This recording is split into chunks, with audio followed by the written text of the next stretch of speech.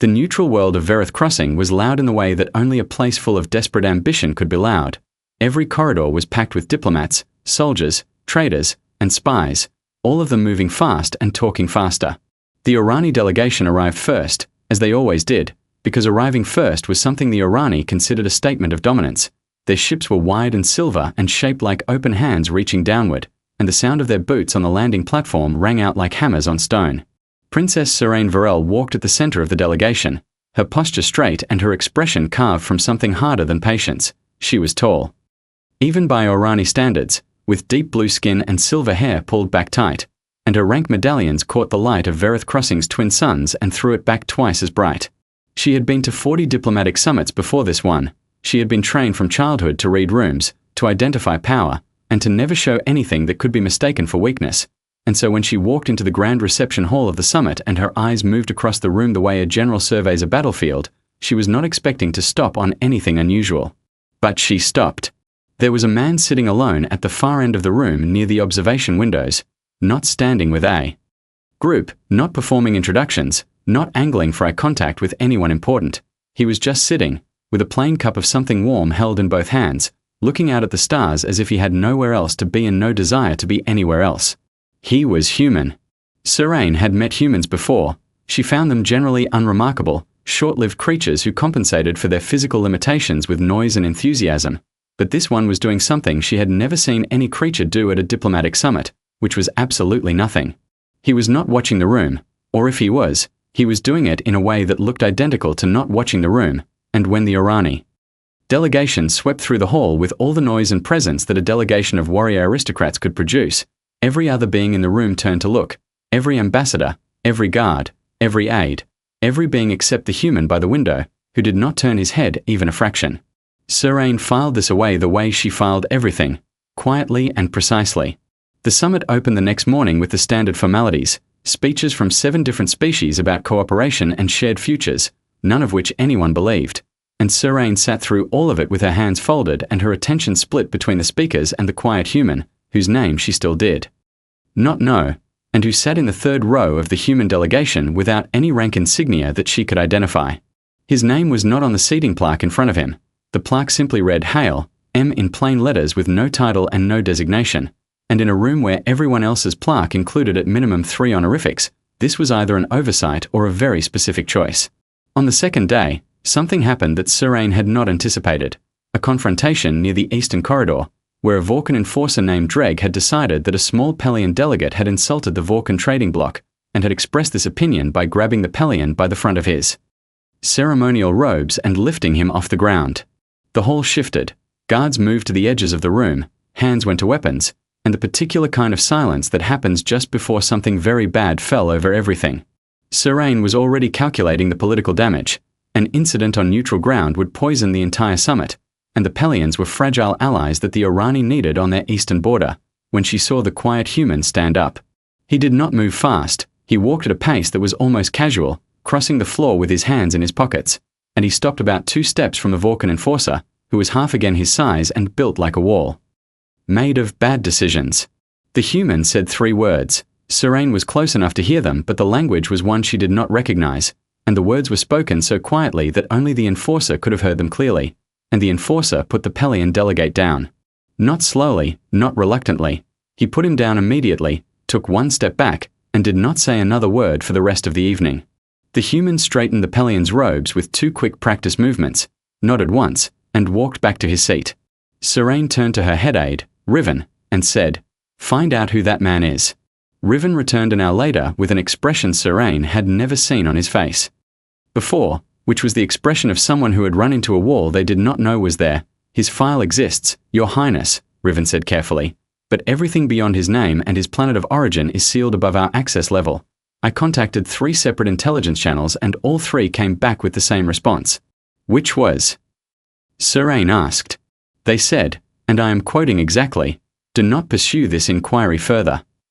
Seraine looked across the hall at the human, who had returned to his seat and his cup of something warm and his window full of stars, as if nothing had happened at all, as if the largest enforcer in the room had not just folded like paper at 3 quiet words.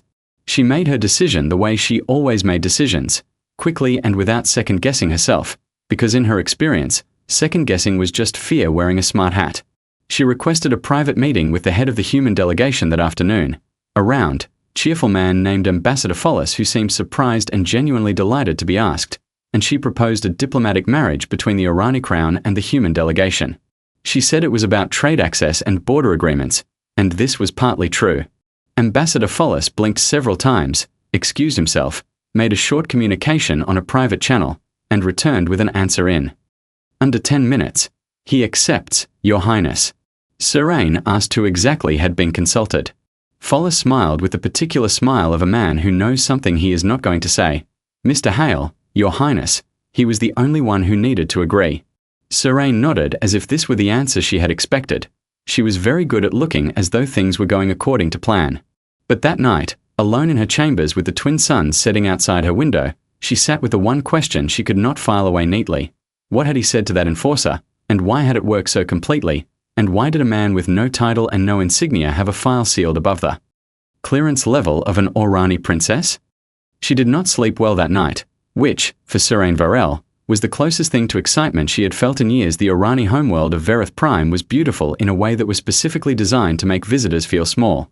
The capital city of Oran Vass rose in tiers of crystalline towers, each one catching the light differently depending on the hour, and the overall effect was of standing inside something alive and watching and faintly judgmental. Marcus Hale arrived with a single bag.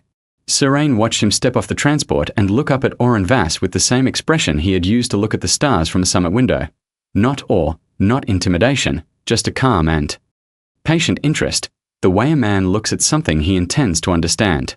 The court had assembled on the landing platform in full ceremonial dress, which in Orani tradition meant weapons were visible and faces were not particularly welcoming. 20 of the highest-ranking nobles of the empire, all of them tall and blue-skinned and wearing the kind of expressions that said they had already made a decision about Marcus Hale and the decision was not favorable. Emperor Davin Varel stood at the center. He was older than Seraine by 60 years and harder in every way that time and war could make a person hard, and he looked at Marcus the way a man looks at a piece of furniture someone else chose, acknowledging it without approving of it. Marcus walked up to the emperor and did something that made every guard on the platform shift their weight forward. He looked him directly in the eye.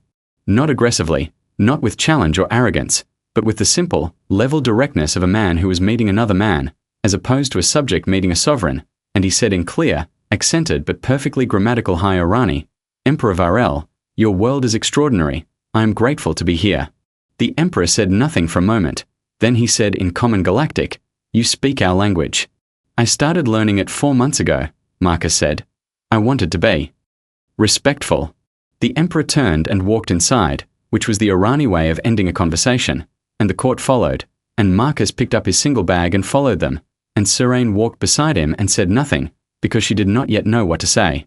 The first weeks were not easy for Marcus, but they were not hard in the way that Seraine had expected.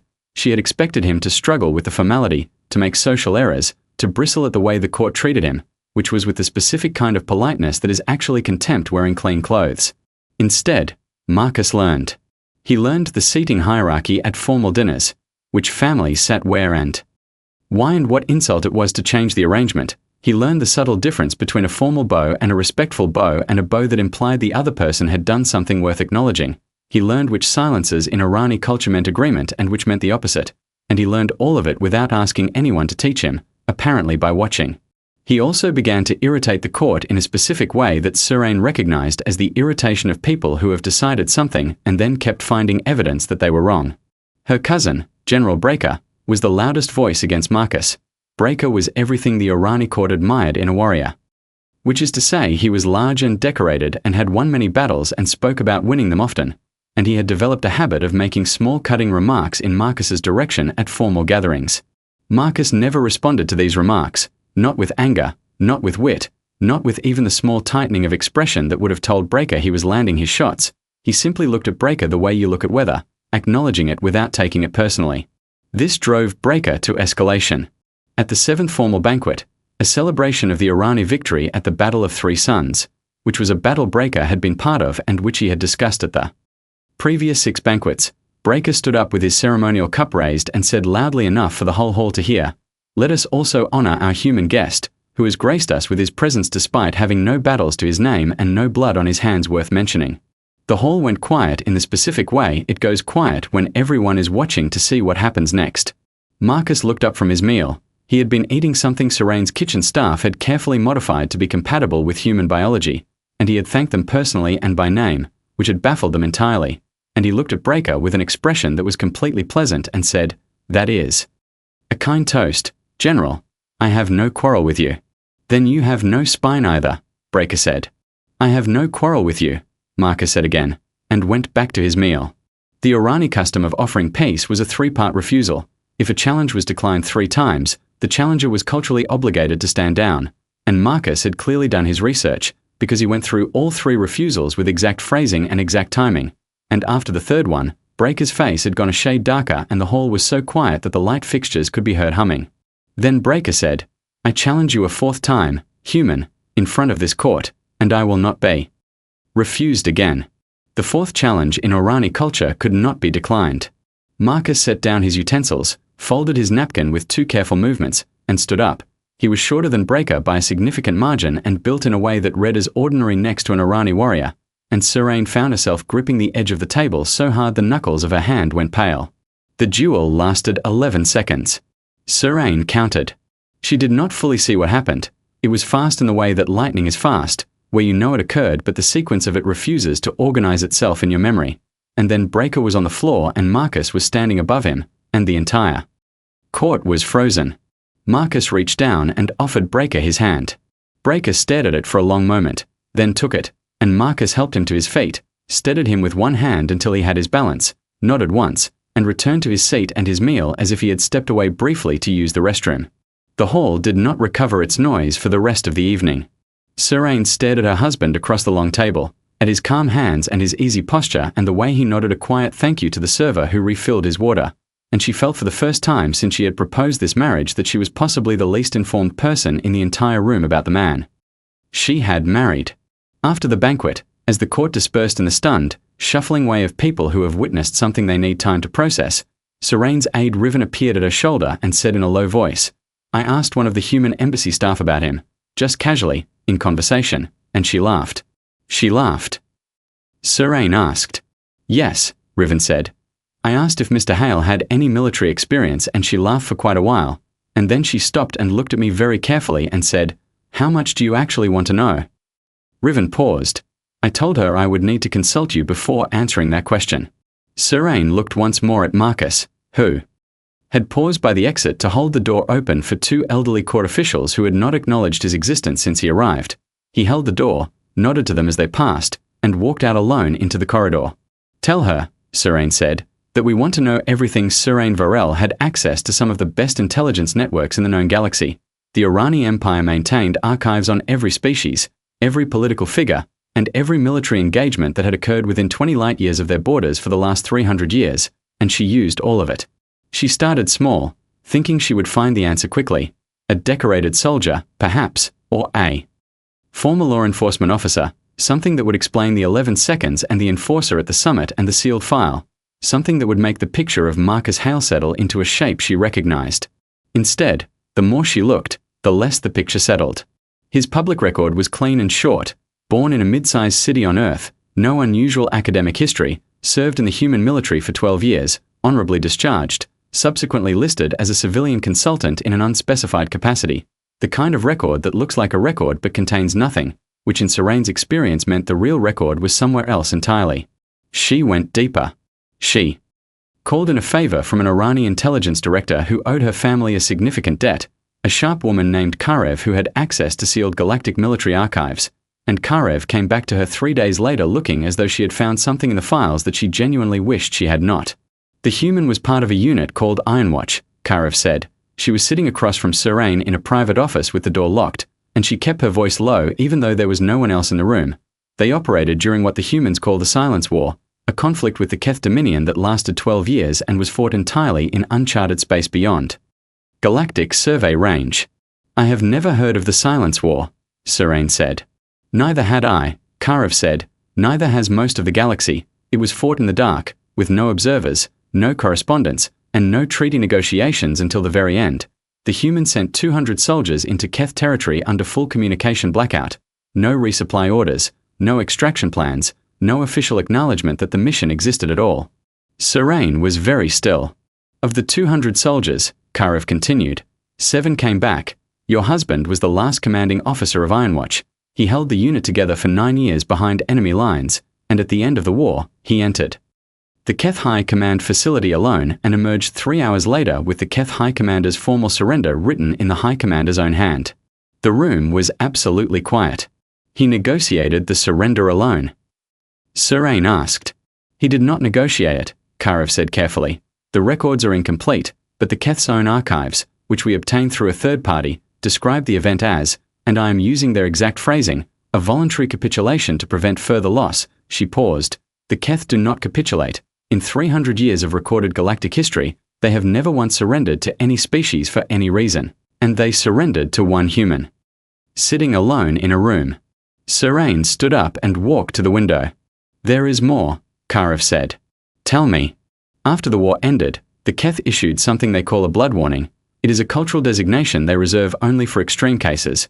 It means in direct translation, do not engage this individual under any circumstances, for any reason, at any time. They distributed his physical description and what limited identifying information they had to every species they conduct trade with. Karev set a thin file on the desk between them. That is why the enforcer at the summit backed down. The Vorkan trade extensively with the Keth. Every Vorkan military enforcer operating anywhere in the galaxy knows that face. Serain turned from the window and looked at the file but did not pick it up. And the human memorial? She asked. She had found a reference to it buried in one of the archive branches and had not yet followed it. Karev's expression shifted in a way that was hard to read. I think you should see that one yourself, Your Highness. The Human Memorial Archive was accessible through a standard diplomatic cultural exchange channel, a public record, technically, though detailed enough that most people never found it, and Serain accessed it alone, late at night, sitting in her private study with all other lights off. The monument registry was organized by category: fallen soldiers, surviving veterans, honored civilians, and then at the very end, a fourth category that the registry translated into Irani as something that meant approximately those who came back when the door was closed. There were 11 names in this category across all of recorded human military history. Marcus Hale was the most recent entry. Serain read the entry 3 times, not because it was long, it was only 4 lines, but because each time she read it, the meaning shifted slightly underneath her, the way ground shifts when you are walking and realize the terrain is different from what you assumed. She closed the archive, turned off her study light, and walked out to the balcony. Marcus was already there. He was sitting in the low chair he had claimed as his within the first week of arriving, doing nothing in particular, looking at the sky, with 3 small local birds sitting on the railing directly beside him, small orange-feathered things that were, as far as Serain knew, genuinely terrified of everyone and had been since the species was first catalogued. They were pressed close to him in the easy, unconcerned way of animals that have decided something is safe and stopped worrying about it. She stood in the doorway and looked at him for a long time. He did not look like a man who had spent 9 years behind enemy lines in the dark. He did not look like a man who had walked alone into a room with the Keth High Commander and walked back out again with a surrender document. He looked like a man who was completely content to sit on a balcony in the dark with some small birds and a sky full of stars and no particular need for anything else. You are awake late, he said, without turning around, because apparently he had been aware she was standing there the entire time. I was reading, she said. Anything good? She looked at him, at the plain, quiet, entirely unremarkable shape of him sitting in that chair, and she said, I am not sure yet. And she went back inside, because she needed to think, and she had discovered that thinking near Marcus Hale had started to feel like trying to think while standing at the edge of a very deep lake. She kept looking at the surface and having the persistent, unsettling feeling that she had no idea at all how far down it went. The next morning she went to find Karev again. One more thing, Serain said. The 3 words he said to the enforcer at the summit, the language they were spoken in, can you identify it? Karev checked her files for a moment and then looked up. It was a Keth military dialect, a very specific register used exclusively by high-ranking Keth officers addressing someone beneath their authority. She paused again. The direct translation of the 3 words is, I remember you. Serain stood very still. He told a Vorkan enforcer, she said slowly, in the Keth's own language and their own register of authority, that he remembered him. Yes, Karev said. And the enforcer believed him. Apparently without any hesitation at all, Karev said. Seraine walked back to the palace through the crystal streets of Oren Vass, and she thought about a man with a sealed file and a blood warning and 4 lines in a memorial, sitting on a balcony feeding birds that were afraid of everyone else in the known galaxy, and she thought, there is a very large difference between knowing someone's record and knowing who they are, and she had married this man without knowing either the Keth Splinter Fleet appeared at the edge of Irani space on a morning when everything else was going normally, which was the kind of timing that felt very deliberate. 14 warships in a tight formation that the Irani deep-range sensors flagged immediately as Keth military configuration, moving at a steady, unhurried pace toward the inner systems and broadcasting on every open channel simultaneously. The message was simple and identical on every frequency. Deliver the human called Hail to the border within 72 hours, or we begin burning your colonies. The War Council met within the hour. 14 of the highest military and political figures in the Irani Empire gathered around the long table in the command center of the capital, with the Keth fleet blinking on the holographic display above them like a slow red heartbeat, and the conversation was fast and not calm at all. General Breaker, whose arm had fully healed and who had not spoken directly to Marcus since the night of the banquet, was already in favor of a military response before the meeting was officially opened. He had fleet positions ready on a secondary display and was describing an intercepting maneuver to the officer beside him while the Emperor was still being seated.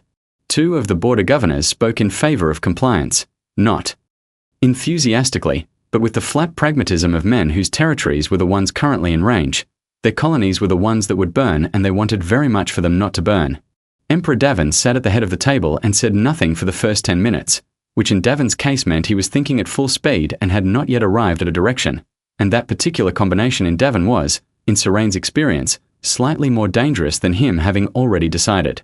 Seraine sat across from her father and watched the holographic display pulse and thought about 4 lines in memorial registry. The human should be handed over, said Lord Varret, the eldest member of the council, in the careful tone of someone presenting arithmetic.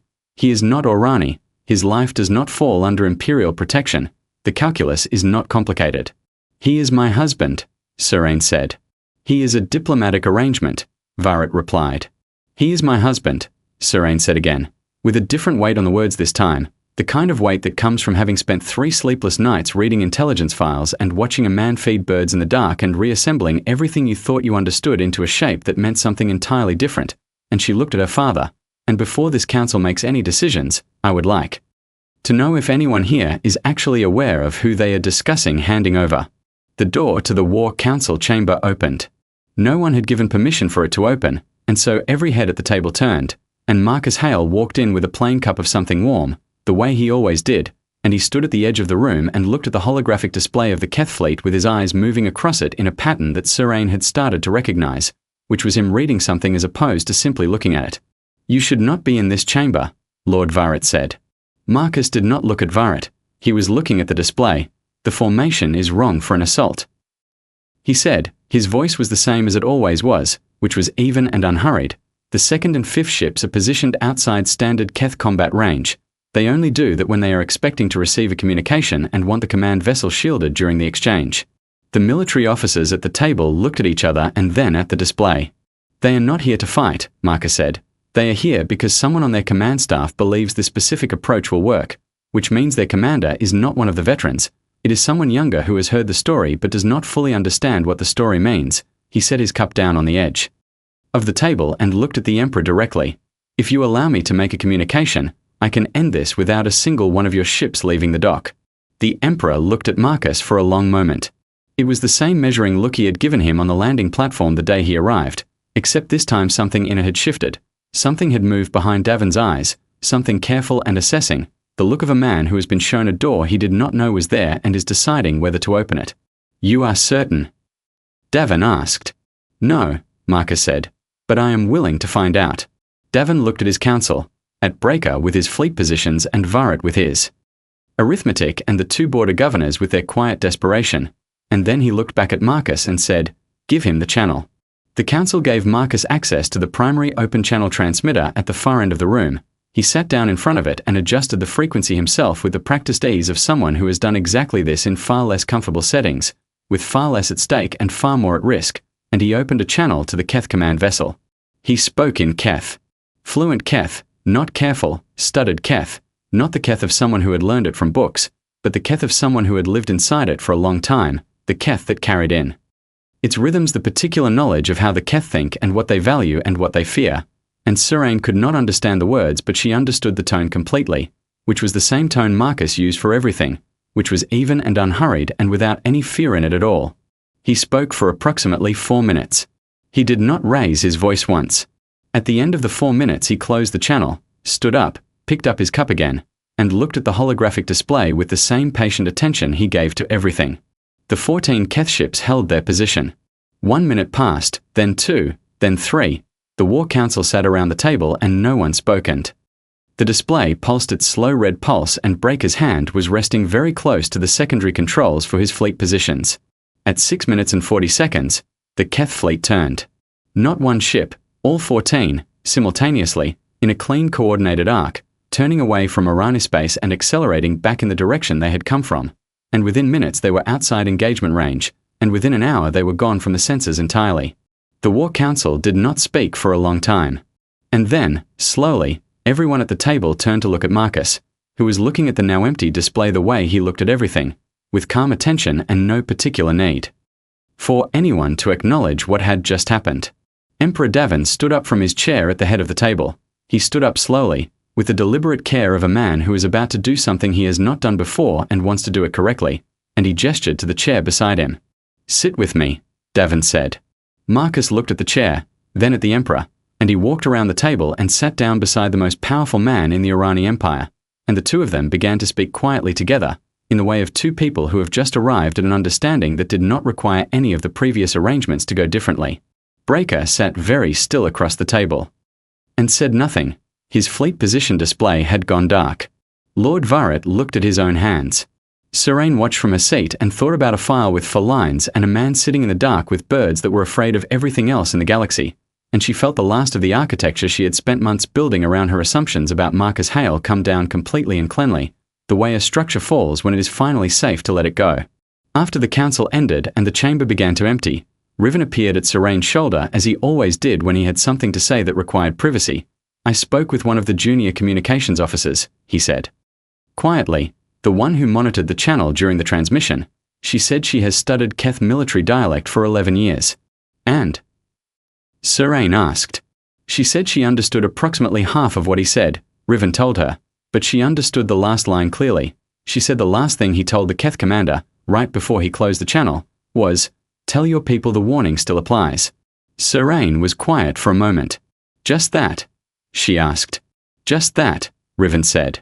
Surain walked to the window and looked out at the sky where the Keth fleet had been, at the clean, empty space where 14 warships had turned around because of one man sitting in front of a transmitter for 4 minutes, and she thought that somewhere out there, a young Keth commander was sitting in his ship and explaining to his officers why they were going home, and the explanation was going to be very short and very difficult to argue with the news moved through the galaxy the way significant things always move, first as rumor, then as confirmed report, then as something that people argued about in the corridors of every diplomatic installation and military briefing room from one edge of charted space to the other. 14 Keth warships had appeared at the Irani border with a specific and non-negotiable demand, and within hours of their arrival they had turned around and left, not because of a fleet engagement, not because of a treaty, not because of any military or political action that any of the galaxy's analysts could point to and explain in their reports, but because a human had sat down in front of a transmitter and spoken for 4 minutes. The requests for meetings began arriving at the Irani Palace within 2 days, formal inquiries from 6 different species wanting official audiences, not with the Irani crown, but specifically and by name with Marcus Hale. 3 of these inquiries came from species that had never previously acknowledged the existence of a human diplomatic presence in any form or capacity. The Pelian representative, the same small delegate that Marcus had helped in the corridor of the summit, sent a gift and a handwritten personal note. The note was composed in 4 languages, one of which was an archaic dialect of High Keth that was considered obsolete even by active Keth scholars, and the gift was a ceremonial navigation compass that had belonged to a Pelian explorer who had survived something terrible in the dark of deep space by finding a direction home. The note said only, "You understand what this means. I believe you earned this before you earned the marriage." Marcus read the note twice, set the compass carefully on the shelf in his study with both hands as though placing something that deserved to be placed properly, and went to help the kitchen staff with a request they had made of him 2 days earlier, which was his opinion on adapting a human recipe for Irani dietary requirements, He spent an hour in the kitchen with them and they could be heard laughing twice. Seraine observed all of this from a distance of approximately 2 days, which was how long it took her to arrange what she wanted to say into something that was not simply a list of questions stacked on top of each other. She found him in the evening on the balcony, which was where he always was when the work of the day was done. There were 5 of the small orange birds on the railing beside him now, which Seraine had. Being quietly informed by a palace naturalist was not merely unusual but had no recorded precedent for the species. They were pressed against him in the relaxed, trusting way of creatures that have arrived at a decision and stopped revisiting it. She sat down in the chair across from his and he looked at her in the way he had of looking at things, patient and present, not pushing, not performing, just there. "I know about Ironwatch," she said. He was quiet. "I know about the Silence War and the 9 years behind enemy lines and the 7 who came back and the surrender and the blood warning." She looked at the birds once, then back at him. "I know about the memorial and what category your name is filed under." He turned his cup slowly in both hands, once, twice, and said, "Karev is very good at her job. Why did you not tell me?" Seraine asked, and she was surprised to find that there was no sharpness in the question, only the genuine and open shape of wanting to understand. "You came to this court and you let them treat you like a footnote. You let Breaker stand up in front of everyone at that banquet and say what he said. You let my father look at you the way he looks at unclaimed luggage, when you could have simply—" She stopped. "Why?" Marcus looked at the sky for a moment. The twin moons of Verith Prime were both risen, which happened only a few times a year. And the doubled pale light they cast made the balcony feel like it existed at a slight remove from everything else.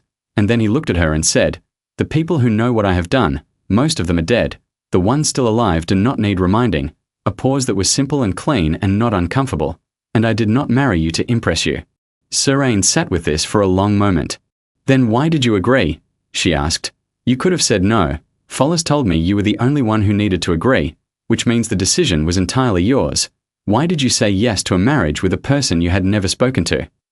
Marcus looked at her with the expression she had been. Slowly, carefully learning to read over the weeks and months of living beside him. It was the expression he wore when something was simply true and he was deciding whether to say it plainly or dress it in something more manageable. And apparently he chose plain, because he said, "At a summit full of people performing their own importance at each other, you were the only one who sat still and watched instead." She did not have an immediate response to this. "I have been in a lot of rooms with a lot of dangerous people over a long time," he said. "The ones you need to worry about are never the loud ones, and the ones worth actually knowing are almost always the ones who are watching everything and showing nothing." He looked back at the sky. "You watched me for 3 full days before you said a single word. I noticed that not many people in that room would have waited 3 days."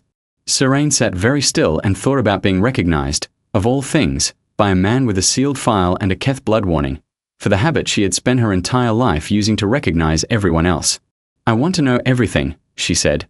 "Not the file, not the 4 lines in the memorial, not the intelligence summary, the actual story, the 9 years and what kept you going and what it was like at the end and what you said to the enforcer at the summit and what you said to the Keth commander on the channel. I want to know the man, not the record." Marcus looked at her for a moment, and his expression was not quite a smile but it was clearly in that direction, and he said, "All right, but you go first." Seraine stared at him. "I just told you I know about Ironwatch," she said. "You know about a file," he said. "That is not the same as knowing someone. You go first, and then I will go, and we will know each other instead of knowing each other's records." He picked up his cup. "That seems like a considerably better arrangement for 2 people who are married." Seraine Varel, who had attended 41 diplomatic summits and given nothing away at a single one of them, who had been trained from the age of 7 to keep the interior of herself sealed in every room for every occasion, sat on a balcony on her homeworld in the light of 2 moons, and started talking. She talked for a long time. She talked about her mother, who had died when Seraine was small, and about growing up in a court where grief was treated as a structural weakness. She talked about the 40 summits and how lonely they were, how she had learned to read every room in the galaxy and still had not found anyone in any of them worth being fully honest with. She talked about the moment she saw him at the window with his plane cup and his stars and decided, on an impulse she still did not completely understand, that she wanted to know what a person like that was doing in a room like that. Marcus Hale sat across from her and listened with the same complete and unhurried attention he gave to everything. The stars, the birds, the holographic display of a fleet that turned around because of 4 minutes of quiet conversation. And somewhere in the middle of her talking, One of the small orange birds moved from the railing to the arm of her chair and settled there as if it had been planning to do this for some time and had simply been waiting for the right moment. In the morning, Marcus began to talk.